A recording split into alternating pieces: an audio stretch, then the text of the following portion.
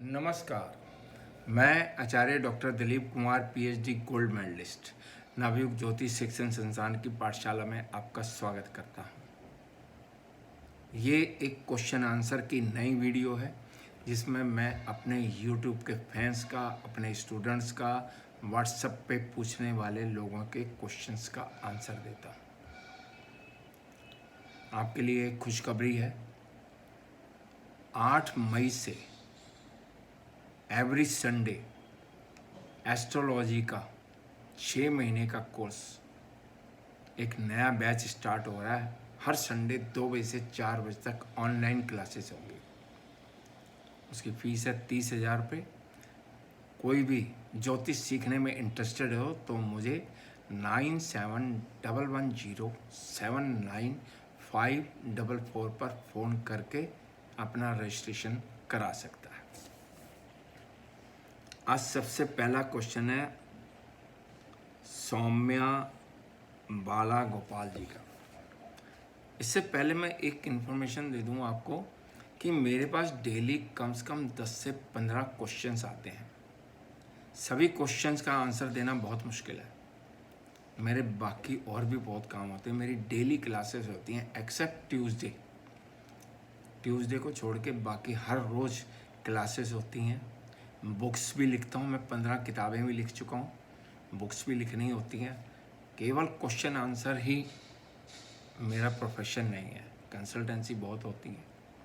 तो किसी को भी अगर अपनी कुंडली की कंसल्टेंसी करानी हो तो वो मेरे मोबाइल पे कांटेक्ट करके अपॉइंटमेंट ले सकता है, फीस जमा कराकर। और ये लोगों को जो शिकायत है कि मेरे क्वेश्चन का आंसर नहीं देते, अगर आप क्वेश्चन पूछ रहे हो तो उसका आंसर दिया जाएगा। आप कुंडली के बारे में पूछ रहे हो तो उसका आंसर नहीं दिया जाता। मेरा स्टाफ जब पढ़ता है क्वेश्चन तो उसको पहले से इंस्ट्रक्शन है कि जो कुंडली के बारे में पूछ रहे हैं वो उसको क्वेश्चन को इसमें रजिस्टर में नहीं लिखना। और जो पैरामीटर पूछ रहे हैं, कोई नियम बोल रहे हैं या कोई नियम समझना चाहते हैं, उनके क्वेश्चन इसमें लिखे जाते हैं। और बार बार रिपीट मत कीजिए। कई क्वेश्चंस 5-5 बारी पूछे जा चुके हैं। वेट कीजिए, सबका नंबर आएगा। अभी 350, 340-45 के आसपास क्वेश्चन पेंडिंग है। आएगा, नंबर आएगा, धीरे धीरे सबका आएगा अगर आप क्वेश्चन पूछ रहे हो तो। चलो, सबसे पहला क्वेश्चन है आपका सौम्या बाल गोपाल जी का। प्रणाम गुरुजी। वृश्चिक लगन। If 10th Lord Surya is placed in a trick house like 8th or 12th, can we wear ruby for improvement in career? If not possible, in which position of Surya a Vrishchik Lagan native can wear ruby for improvement in career? अब आप ये बताइए, ये question जो है ये बिगर कुंडली देखे कैसे पता चलेगा सूर्य की क्या पोजीशन है, उसकी डिग्री क्या है, कौन से नक्षत्र में है, नवांश में कौन से हैं। इसके लिए आपको कुंडली दिखानी पड़ेगी। नेक्स्ट क्वेश्चन है लक्ष्मी हरिदास जी का। प्रणाम गुरुजी। इफ ए नेचुरल बेनिफिक से गुरु इज इन पाप कत्री और बाल अवस्था और वृद्ध अवस्था, then its drishti is effective, whether its good effects will get reduced। नैसर्गिक शुभ ग्रह, नेचुरल बेनिफिक प्लैनेट की दृष्टि हमेशा शुभ रहती है, चाहे वो पाप कत्री में हो, चाहे वो वृद्ध हो, चाहे वो बाल अवस्था में हो, उसकी दृष्टि हमेशा शुभ फल ही देगी। नेक्स्ट क्वेश्चन है डार्क व्लॉगर्स।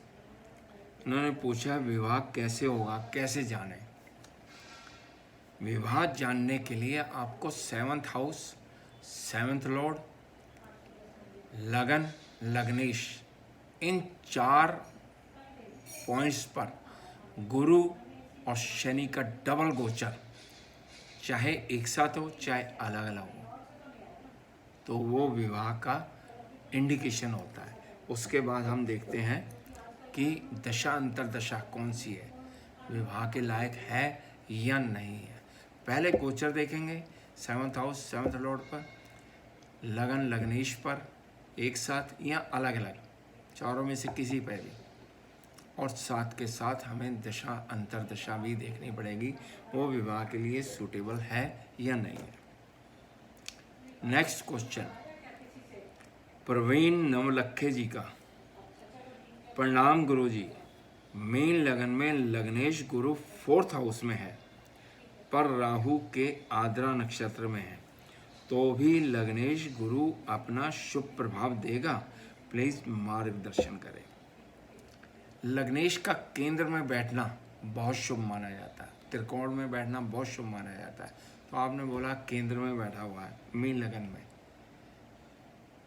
4th हाउस में बैठा हुआ है, अब वो बैठा है राहु के नक्षत्र में, थोड़े से शुभ फलों में कमी हो सकती है, लेकिन फिर भी शुभ फल जरूर देगा अगर कोई पाप ग्रह का प्रभाव ना हो।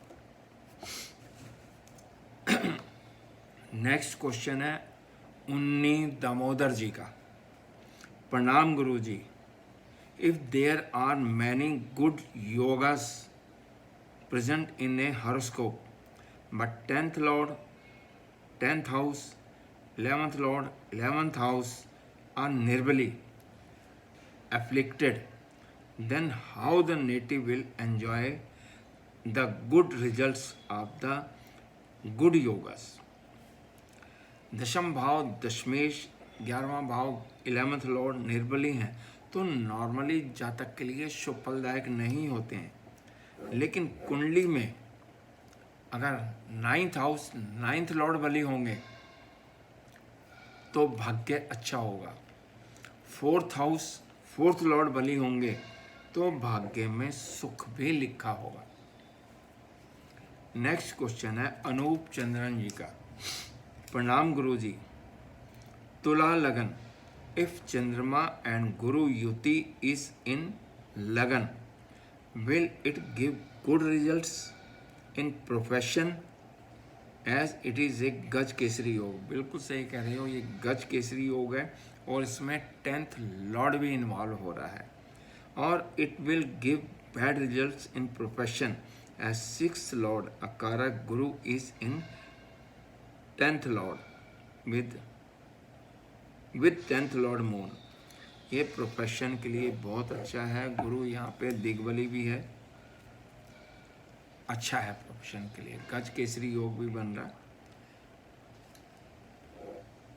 नेक्स्ट क्वेश्चन है संदीप दास जी का, प्रणाम गुरु जी, तुला लगन, गुरु इज इन सिंह राशि एंड मंगल इन कुंभ राशि,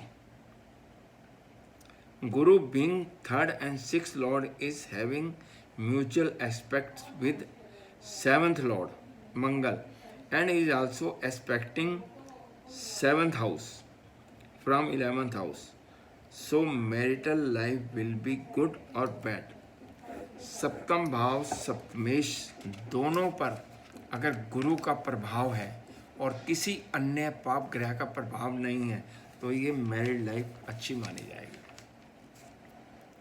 नेक्स्ट क्वेश्चन है मिथुन लाल जी का, प्रणाम गुरु जी, वृश्चिक लगन, if 8th lord Budh and 9th lord moon युति happens in 10th house, does it indicate loss decrease of भाग्य sir, or it give good gains as 9th lord is with 11th lord Budh. आपने अपने question का answer खुद ही आपने दे दिया। चंद्रमा 9th Lord है, बुध 8th लॉर्ड भी है, लेकिन 11th लॉर्ड भी है।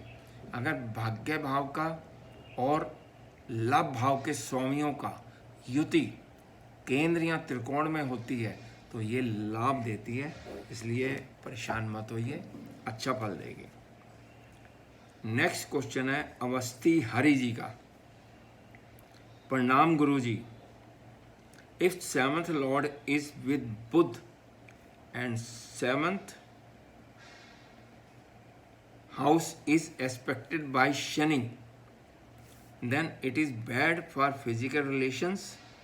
In marriage, neither seventh lord nor seventh house is getting combined influence on Buddh and Shani. नहीं, ये बुरा प्रभाव नहीं देंगे। दोनों का कंबाइंड इफेक्ट सेवंथ हाउस या सेवंथ लॉर्ड पर होना जरूरी है। वो नपुंसक योग हो जाता है, इम्पोर्टेंसी का योग हो जाता है। इस जो आपने लिखा इसमें बुरा प्रभाव नहीं मिलेगा। नेक्स्ट क्वेश्चन है रोहित मोहन जी का। Same question, is this principle valid? जो अभी क्वेश्चन अवस्थी हरि जी का है, शायद उसी के बारे में है। Is this principle valid even for people who are having second marriage, or it is valid only in case of marriage? अगर बुध और शनि का प्रभाव सप्तम भाव सप्तमेश पर होगा तो ये चाहे फर्स्ट मैरिज हो चाहे सेकंड मैरिज हो, ये प्रभाव जीवन भर रहता है, इम्पोर्टेंसी का योग। नेक्स्ट क्वेश्चन है वेणु गोपाल जी का। प्रणाम Guru ji, if a particular भाव Lord is under double affliction, yuti or drishti by two natural malefics, will that bhav lord get spoiled completely? The native won't get any good results from that bhav lord. जब किसी भाव के स्वामी या भाव पर दो पाप ग्रहों का प्रभाव हो तो उसके बुरे प्रभाव ही मिलेंगे। अगर किसी एक शुभ ग्रह का प्रभाव भी आ जाए तो थोड़ा सा बुरा प्रभाव कम हो जाता है, लेकिन अगर शुभ ग्रह का प्रभाव नहीं है, ना युति है ना साथ में बैठे हैं, तो वो दो पाप ग्रहों के प्रभाव से नुकसान ही होगा। नेक्स्ट क्वेश्चन है प्रिया वेणु गोपाल जी का। प्रणाम गुरु जी, वृश्चिक लगन, moon is in 5th with Shani and Ketu. As per Bhavat Bhavam Niyam, 9th Lord in 5th house, it is a good for Bhagya। बिल्कुल सही कहा आपने।